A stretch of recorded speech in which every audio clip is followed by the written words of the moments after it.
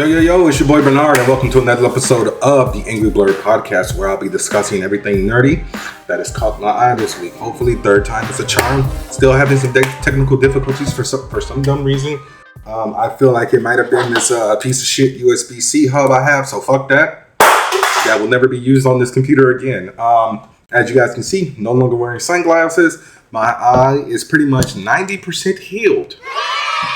So I don't have on my ring light, so let me figure out a way to increase the brightness. I open the blinds, but fuck it, I'll turn the light on. So not quite as red as it was before, just a little bit up top. And as you can see, like in that left-hand corner, that little brown speck is where the blood vessel popped, either out or like right underneath there. So we're all good. Like I said, next week it should be gone. Let me turn this light down a little bit because that shit is too bright. Got my W Tiger's blood, which I drank last week, but didn't give you guys a chance to hear the review since it got fucked up in one of the 6 times I recorded episode 250. But yeah, this might be my favorite flavor now. So this one is a contender with the Calio cream and the Dub Sludge.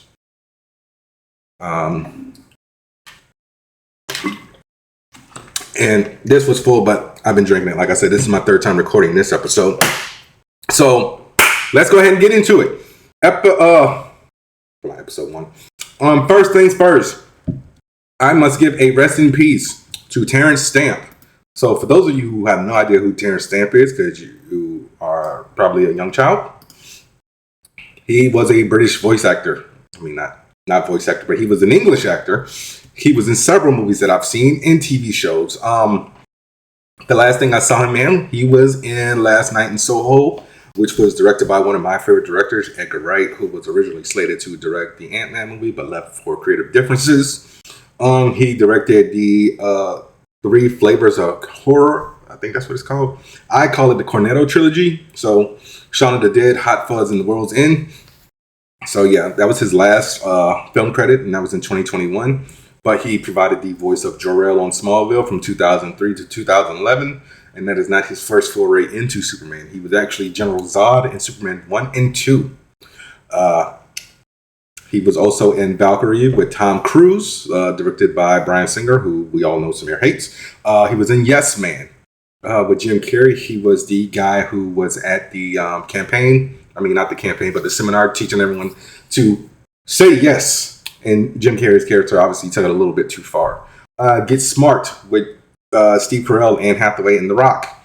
He was also in the worst movie adaptation of a comic book that I have ever seen, because it pretty much strayed away from the story of the comic, and that would be Wanted. He played a character named Petrowski. He also reprised that character's in the video game, which I might play, because although I hate the movie, the game is fun. I just like curving bullets and shit like that. He was Stick and Elektra, Daredevil's blind mentor. He was in My Boss's Daughter with Ashton Kutcher and Tara Reid. Bowfinger, he played Terry Strichter. And surprise me with this one. Might have recognized him if I watched the movie more than once every 4 years. He was in Star Wars Episode 1, The Phantom Menace, as Supreme Chancellor Finis Valorum.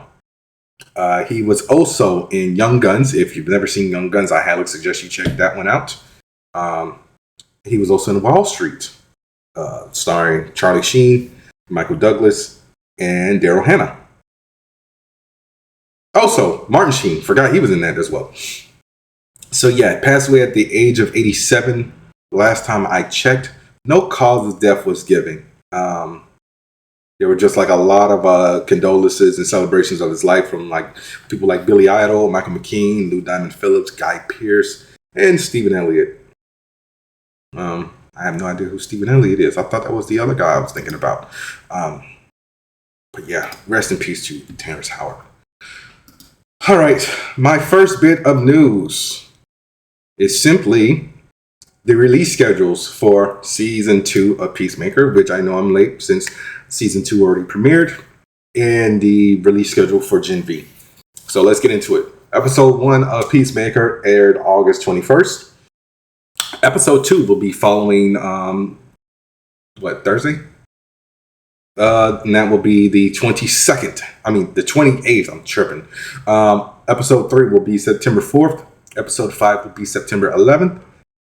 I'm sorry. Episode 3 will be September 4th. Episode 4 will air September 11th. Episode 5 will be September 18th. Episode 6, September 25th. Episode 7, October 2nd. With episode 8 airing October 9th. All right, in Gen V, in traditional boys/Prime Video fashion, we'll have a 3-episode premiere, which will be September 17th. Episode 4 will be September 24th. Episode 5 will be October 1st. Episode 6 will be October 8th. Episode 7 will be October 15th. And episode 8 will be October 22nd. So, hell of a lot of TV premieres reviews for me in October, because I got the, September, October, because I still got Alien Earth. I got 2 more weeks of Dexter, Peacemaker and Gen V.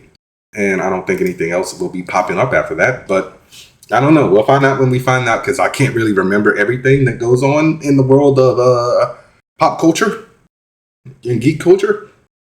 So, speaking of geek culture, video game systems.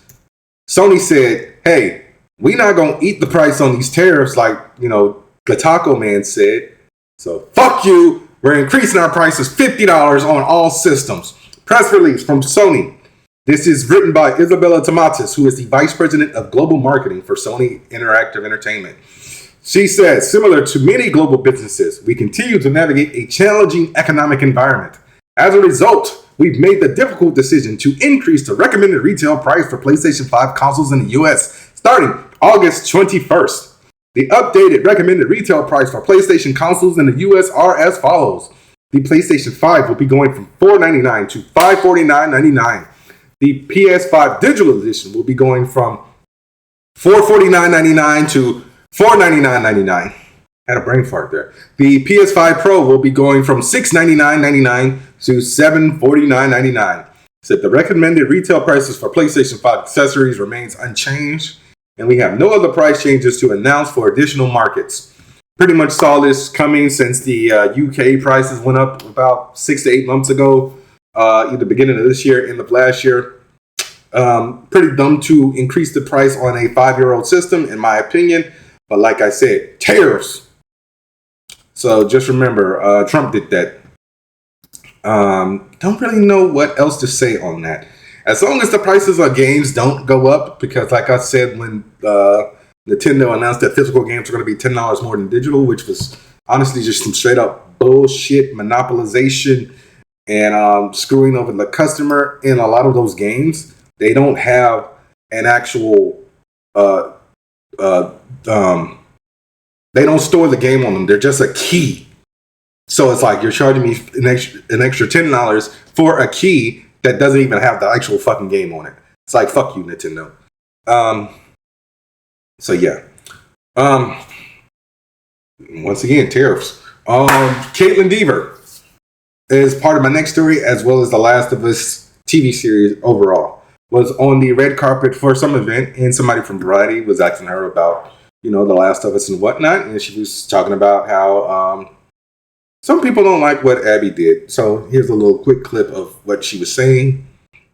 How many times do people complain to you about Joel being killed? Oh, all the time. I think it just literally happened the other day. Someone came up to me, and it's been months since that episode aired, and someone said, why'd you have to do my boy like that? And I was like, oh my God, what are you talking about? That's all they said. And then I realized, oh, right. You're talking about Joel. I'm sorry. Are they talking about Joel or they're talking about Pedro? I think both. Yeah. They're upset. I'm sorry. So, as long as she isn't getting like death threats like Laura Bailey did, who provided the voice in some limo capture for Abby, who is also the voice of Kid Trunks. So y'all threatening to kill Kid Trunks is crazy. People come up and be like, yo, why you did that to my boy? That's one thing. I do recall when the season was premiering, she did have extra security from Warner Brothers because they saw the ramifications of what happened to Laura Bailey. Like, in I think, like, even to this day, like, Laura Bailey has extra security whenever she goes to cons and things of that nature. So yeah, it's just weird that people can't separate reality from fantasy and fiction. Like, Joel isn't a real person, guys. All right. Is there fucking cordyceps virus outside that I don't know about? Like, is there like a random like state, like, I don't know, fucking Iowa that has a zombie virus that, you know, the world doesn't know about? Let me know, please, and I will avoid that bitch. Next story is simply this. Spider-Man, brand new day. We got some casting news. And a lot of speculation on who this actor might be. So, Tremel Tillman, who a lot of people may know from Severance. He plays Seth Milchick. I really need to watch that show. I'm paying for Apple TV Plus, and I watch a few things on there, like Murderbot. That was a very good show. I really wish I would have known about it in advance, because I would have done a review. But overall, the show was good. One of the Skarsgårds, Alexander, because it's not Bill. Alexander Skarsgård is in it. He's the lead. He's on it. David Dalsmalchian. But yeah, check out Murderbot on Apple TV Plus. He was recently in Mission Impossible: The Final Reckoning. He played Captain Bledsoe. Has joined the cast of Spider-Man Brand New Day. No idea on who he is playing just yet. There have been a lot of rumors and speculation on who he's playing. A lot of people have been saying he's playing Hobie Brown, aka the original Prowler. The original Prowler was not Miles' uncle. The character has existed since like the late 70s, early 80s, something like that. Also, another rumor is he's playing Tombstone. I'm like, I don't know. Also, the third rumor is he's playing Jefferson Davis, aka Miles Morales' father. And that rumor comes due to the fact that Eliza Colon Zayas has also been a part of the cast, and I announced that one like a few months ago. So, keep in mind, Kevin Feige said a few weeks ago, I don't remember if it was at San Diego Comic-Con, if it was an interview with Variety, The Hollywood Reporter, blah, blah, blah, one of those staples, that Sony said that they cannot use Miles Morales until the Spider-Verse trilogy is done. So that will be 2027. So a lot of people are seeing this as like a possibility to slowly introduce Miles Morales, especially since Donald Glover played Aaron Davis in reference having a nephew who lives in the neighborhood in Spider-Man Homecoming. And he also reprised his role as Aaron Davis as the Prowler in Across the Spider-Verse. So, I don't know. That's going to be a hell of a toss-up if they're just introducing these characters. And, you know, we might get a tease of Miles. Maybe, like, Kevin Feige will talk to Amy Pascal or somebody at Sony about, yo, although we're not going to have Miles Morales as Spider-Man, can we just, like, slowly, like, introduce Miles? Because, like I said, the introduction of Aaron Davis almost a decade ago in Homecoming, and these possible rumors and speculations. I really hope he's not playing Tombstone, and it's not because he's 40. It's just because we don't need this movie to be overstuffed with villains unless there's going to be other Spider-Man to help. So that was the saving grace for No Way Home. So, like, if Sony didn't learn their lesson from Spider-Man 3 and The Amazing Spider-Man 2, then it's just fucking hopeless at that point, because stop overstuffing these movies with villains. All right. I got some bad news in my next story, and it's just simply this. For those of us who were fans of Dexter Original Sin, we all cheered and we got excited when the announcement came that season 2 was coming in April. But all of a sudden, Paramount, Skydance, Showtime, whatever you want to call it, said, psych! They canceled it. So this comes from Variety. They said that Variety has learned from sources that Paramount has opted not to move forward with another season of the prequel series. A season 2 renewal announcement went out in April, but sources say that the series has in fact been on hiatus, and no plans to shoot a second season had moved forward, and no production dates were scheduled.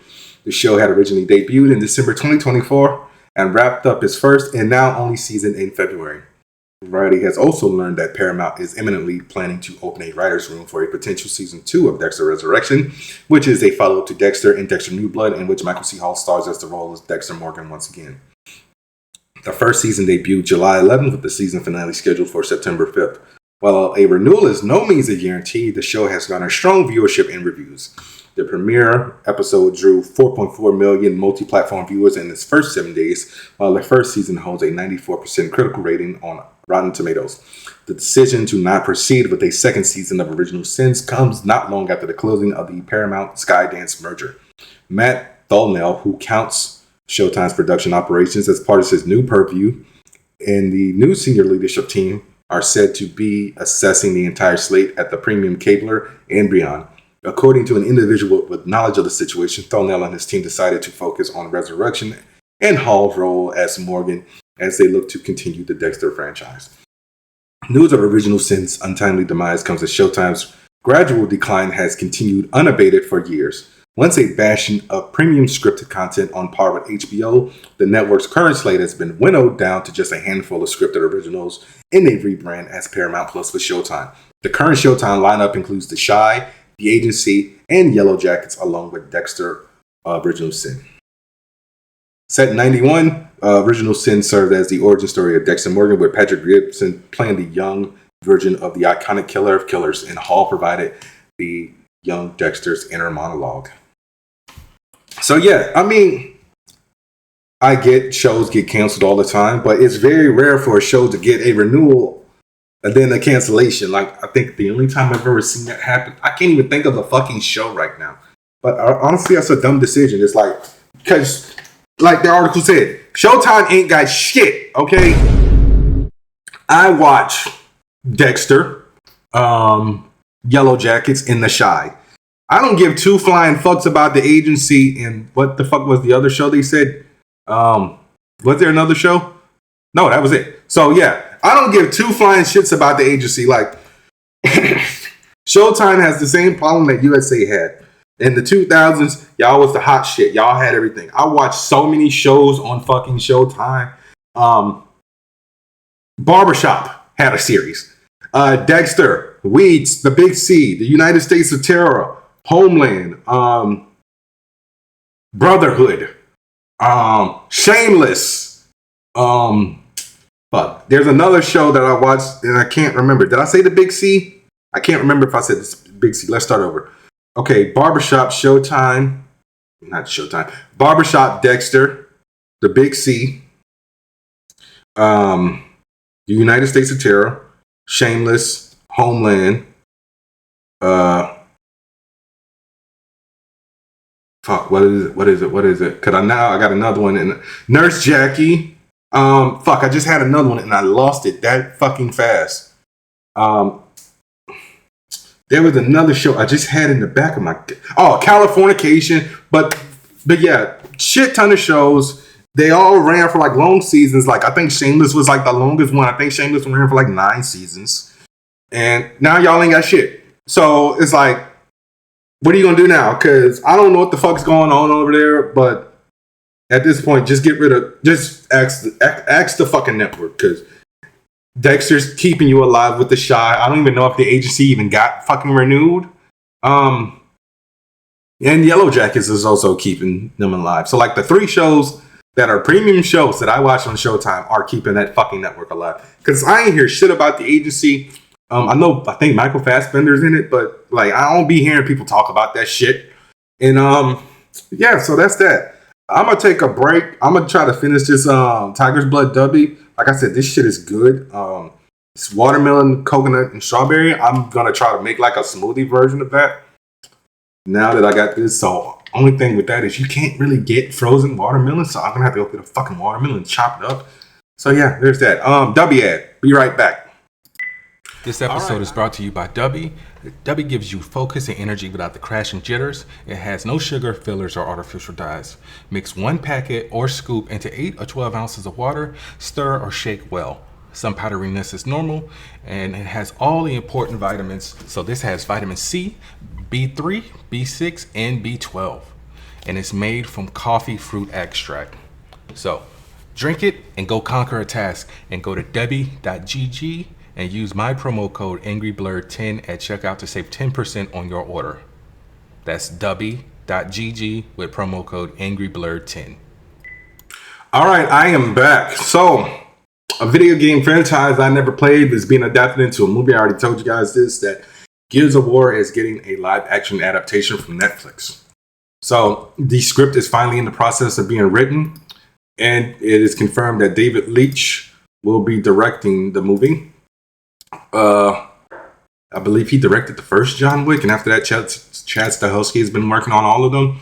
He also directed The Fall Guy. He directed Atomic Blonde, Bullet Train, Fast and Furious, Hobbs and Shaw.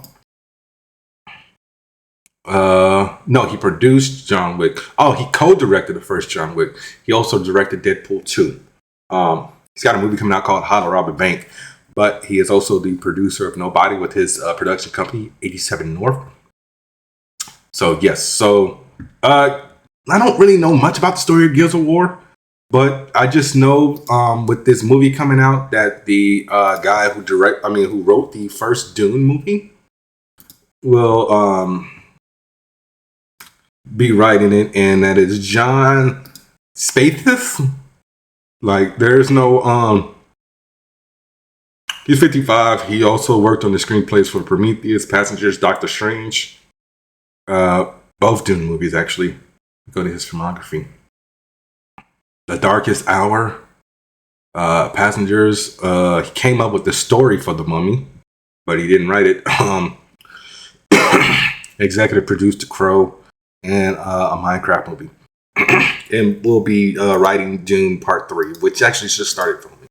So, David Leitch doesn't miss, in my opinion. And looking at his filmography, like I said, he just don't miss. So I will watch the Gears of War movie. We're supposed to be getting Gears of War Reloaded on the PS5. Have no idea when it's coming out because I've been on the PlayStation subreddit and I've been seeing it released in the UK. So where the fuck is the US version? Answer that for me, Sony. Huh? Okay. Calm down. Be cool. Whew. Okay. We also got an update on Doctor Who. And it's not really much of an update, but it is simply this. The season finale was 2-3 months ago? The BBC, the channel, Chief's Creative Officer, Kate Phillips, has addressed the Doctor Who rumors. And they said, any Whovians out there, rest assured Doctor Who is going nowhere. She said that Disney has been a great partnership and it continues with the war between the land and the sea next year.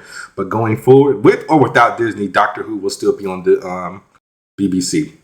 So that answers that question. But the question for us in America is if it's not going to be on Disney Plus, then where can we watch it? Will we be going back to BBC America and going back to straight up linear television, which I don't mind.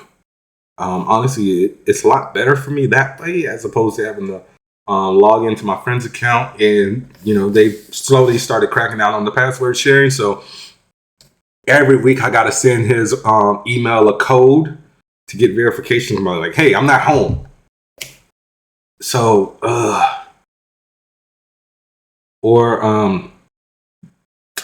would say go to HBO Max, but they just pulled all the 2005 to 2022, 2021 stuff off of HBO Max. And I would like to know where that is now because I was in the middle of rewatching that.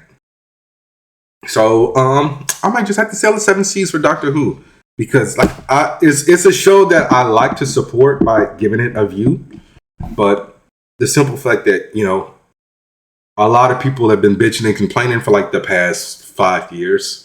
5-6 years since Jodie Whittaker got cast as the Doctor. It's like, oh my God, the woman is a doctor. I'm going to lose my shit. But meanwhile, one of the Doctor's greatest villains was cast as a woman like 8 years ago, and that was the Master, who got played by Michelle Gomez. I ain't hear no bitching then.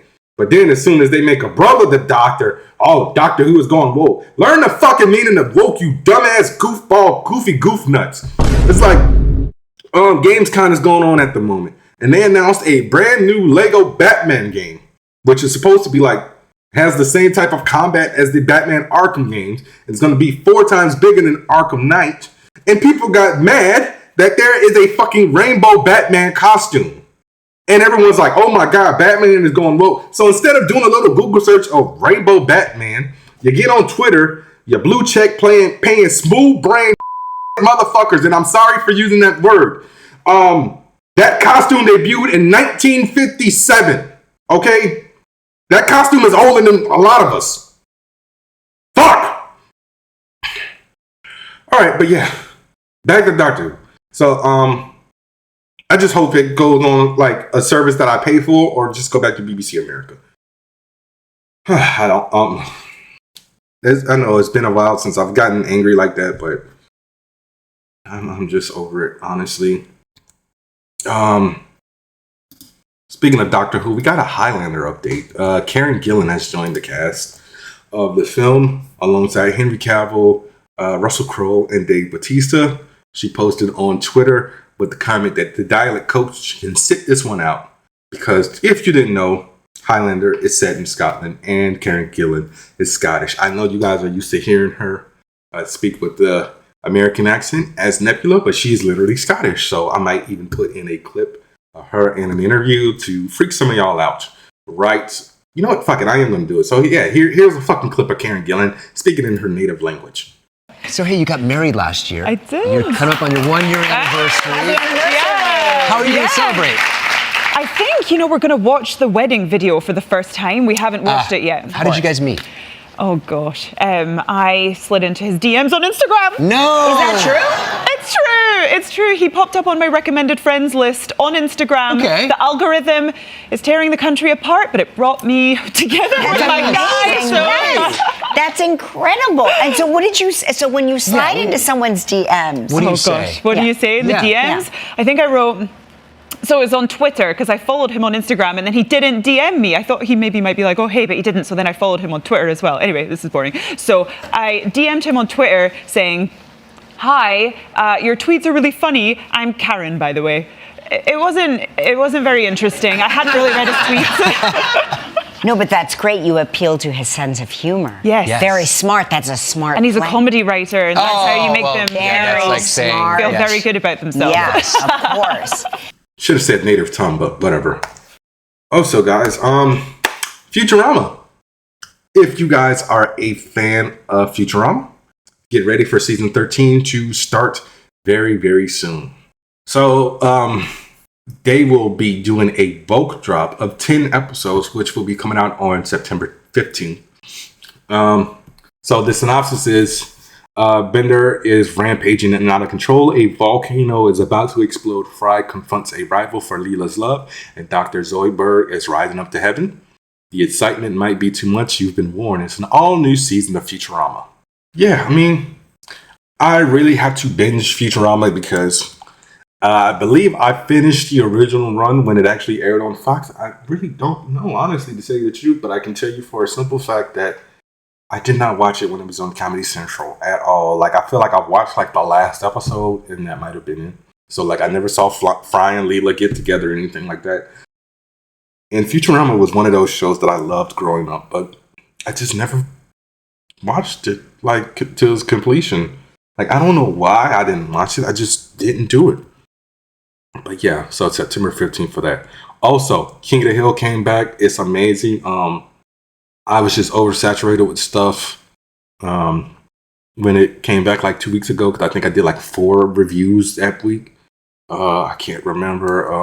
Like, if I look at my notes, I can probably tell you guys what the hell I was doing with episode 249. It was Eyes of Wakanda and Dexter Resurrection episode 6. So I didn't want to do like a full like season of things for a review. Same way, like, I didn't want to do like the first 4 episodes of Wednesday. I honestly should have did that on a weekly basis, but I'll probably do that with like the second half. But anyway, guys, let's go ahead and cue up the spoiler alert and talk about episode 9 of season 1 of Dexter Resurrection. And that is called episode 8. The Kill Room, where it happens. Why did I put episode 9 in here? Directed by Monica Raymond, and this is written by Tony Saltzman. So, Charlie, played by Uma Thurman, begins to investigate Dexter because she's having a gut feeling. about Red, as they know him. Dexter is also getting ready to kill Al, but he decides to leave New York early to go back to Wisconsin, as T-Pain would say, as Batista is tracking Dexter with the AirPods that he left in his car. And there's a lot going on in this episode. Like, Dexter's having issues with the shoulder again, so he goes to Blessing's daughter to get some more acupuncture. They're having a conversation on the table about Blessing basically being mad that his daughter is going to be going to California. And, Blessing's still grieving over the fact that his mother died. And Dexter accidentally blurts out that Blessing was a child soldier. So their relationship gets splintered. So I don't know if Blessing is going to try to kick Dexter out of the apartment that he's renting or what. Meanwhile, Harrison starts applying for college and ends up hooking up with Gigi, who was the girl who showed him around. And Elsa, who is Harrison's co-worker, is still telling him about the situation with the landlord and how he turned off the heat because she's refusing to pay rent because he won't get rid of the black mold in her son's bedroom. Harrison tells Dexter about it. Dexter abducts the landlord, takes him to the kill room that he set up for Al, and basically puts the fear of God in him while Batista actually barges in and stops him, although Dexter tells Harrison he wasn't going to kill him. Dexter puts two and two together on how Angel found him, breaks the man's AirPods, and Batista decides to call Detectives Wallace and Olivia.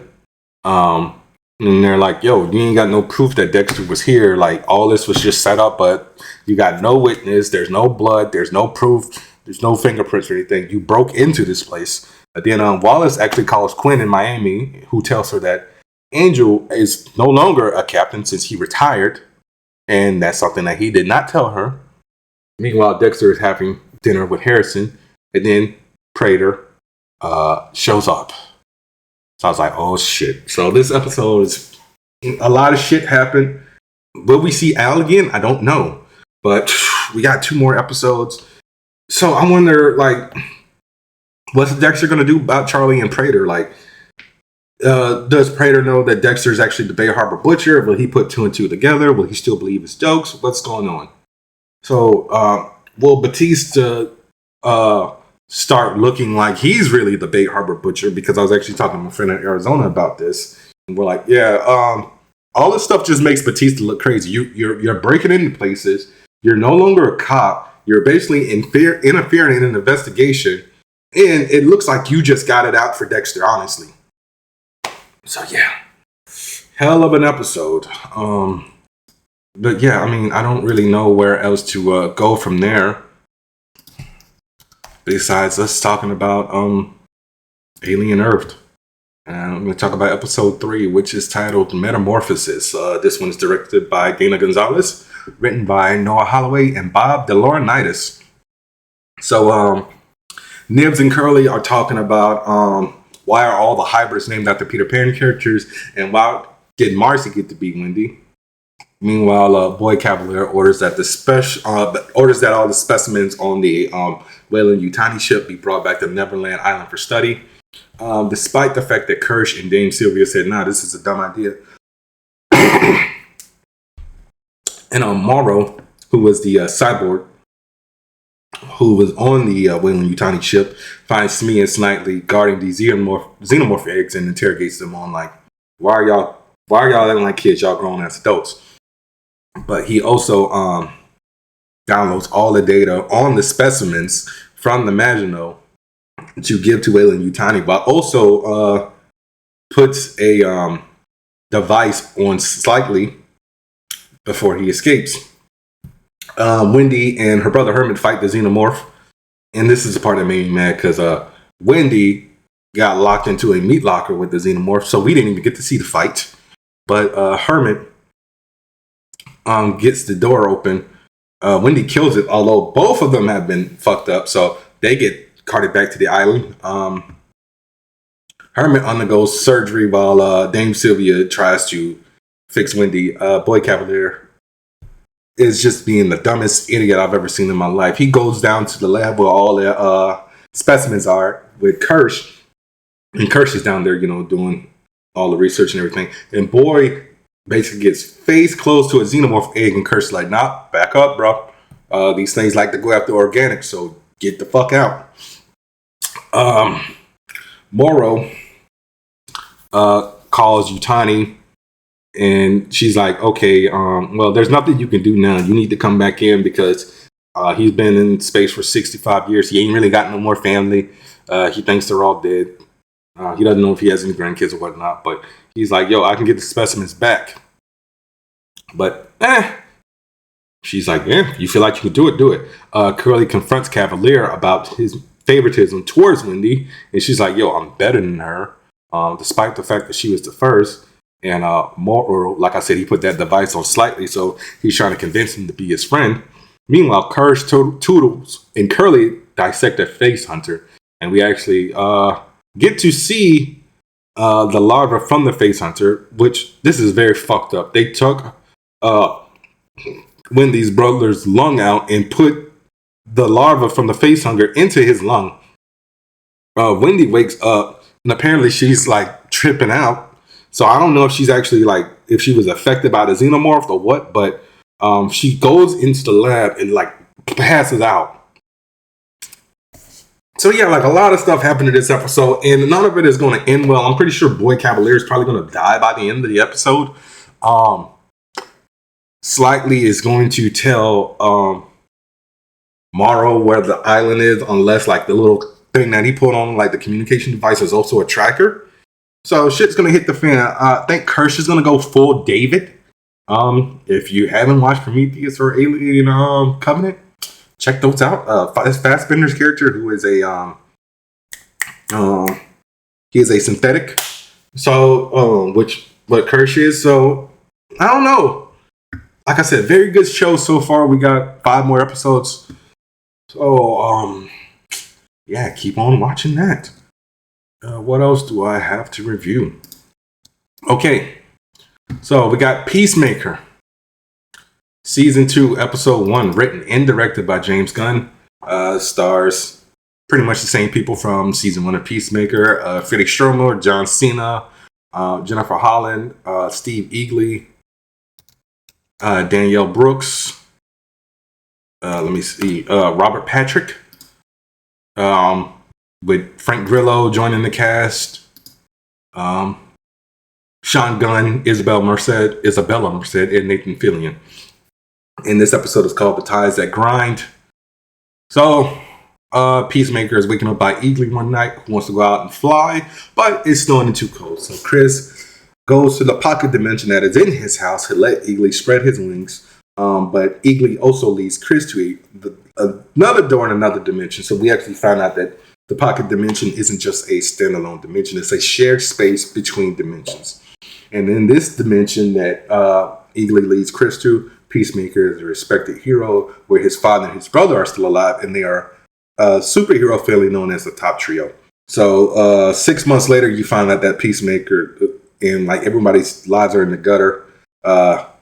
Peacemaker tries to join the Justice Gang, but he is ridiculed by Maxwell Lord, Girl, and Guy Gardner. Adebayo is living in a motel, which economics calls the lowest level of GTA. And she's also jobless. Hardcore is blackballed from every government agency thanks to Amanda Waller, and is basically crashing out since she no longer has any purpose. And Economics is spying on Peacemaker for August because the new head of the agency is Rick Flag Sr., who we all know got beef with Peacemaker after the events of the Suicide Squad. And he has also tasked Agent Sasha Bordeaux to keep an eye on him. And Vigilante is back to working at his dead-end job. Hardcore tells Peacemaker that, hooking up with him was a mistake. Chris also decides to crash out, throw a party in a super orgy, and then gets shit-faced, and then he goes back to the Pocket Universe and goes back to the door where he is a hero in that dimension, which leads to a Peacemaker versus Peacemaker battle.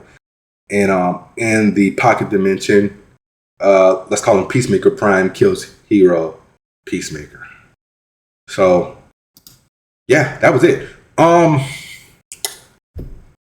this ain't going to end well because we saw the effect of Superman, what happens when you continue to leave pocket universes open.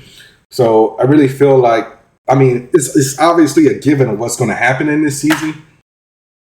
Because also in the universe where Peacemaker is a good guy,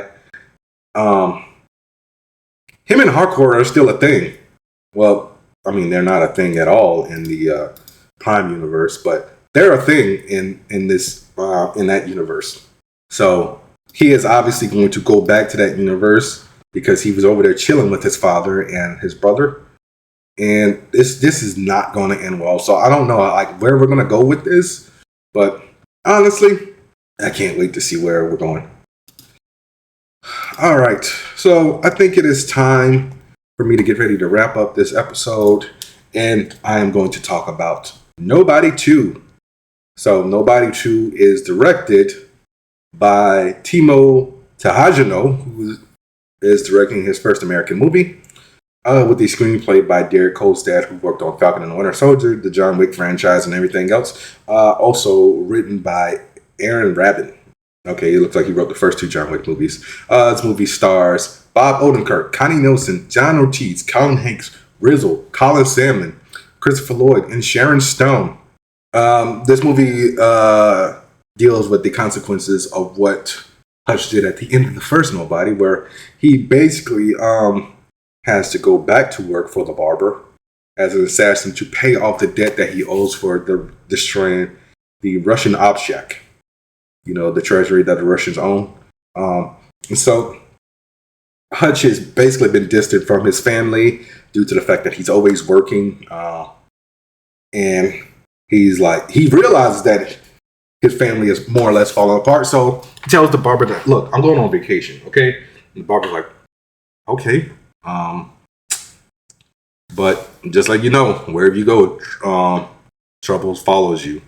So he takes the family on a trip to a city called Plummerville, which actually has an amusement park. And he promises his wife to leave that, you know, his life as a nobody will not affect the vacation. But Brady gets into a fight with a kid named Max, who destroys a plush that Brady won for his sister Sammy, which causes the whole family to get kicked out. One of the employees of Plummerville smacks Sammy on the head, which causes Hutch to crash out and basically kick the ass of all of the security guards in Plummerville. So this causes them to get put on the sheriff's watch list. And that's Sheriff Abel, who is played by Colin Hanks. So he tells them keep an eye on, you know, as a matter of fact, kill him. So the next day they go on a boat trip, but Hutch tells them, hey, I'm gonna stick on land. I'll catch the next boat. I ate some bad churros or something like that. So Abel's men confront Hutch on a boat, and one of them actually chops off a little bit of Hutch's pinky, and Hutch kicks all their asses. Obviously, didn't kill any of them. They tell Abel what happened. Abel starts to more or less spiral out, but then Hutch also calls the barber and finds out the whole background on Plummerville, that the city is actually owned by a crime boss by the name of Lindina, who Wyatt, the owner of Plummerville, has to pay off. Wyatt is getting frustrated, so they kidnap LaDonna has Abel kidnap Wyatt's son, Brady. So Hutch decides to go to Abel, tell him, yo, leave me and my family alone. We're here on vacation. We don't want no trouble. But then he's like, all right, cool. You know, you go your way, we go our way. All well and good. And Wyatt's son, what was his name again? Benny? Brady, sorry. No, not Brady. What was his name? Max. Sorry. Yeah, Max busts out the van, and Hutch is like, oh, great. So now I gotta save this fucking kid. Shit goes left, and then blows up the plant, burns all of Ladina's money. Abel survives, tells Lindina the entire situation. She gets a squad to go down to Plummerville. Christopher Lloyd, David Mansell, you know, Hutch's dad, is keeping the family safe, while RZA, Harry, comes to give his brother a hand. They take out all of Lindina's goons, and then Becca shows up to save Hutch's life. The family is reunited after basically killing all these people. And just traditional chaos ensues where Hutch goes. So very good movie. It's up there with the first one. I honestly loved it. I'd recommend you guys go and watch this movie. So yeah, I don't really have any hopes.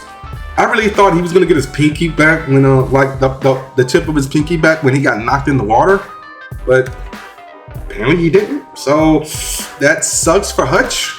I mean, that's gotta hurt, unfortunately. But yeah, all in all, like I said, very good movie. No notes from me. Go check it out. 10 out of 10. Can't complain. I laughed my ass off.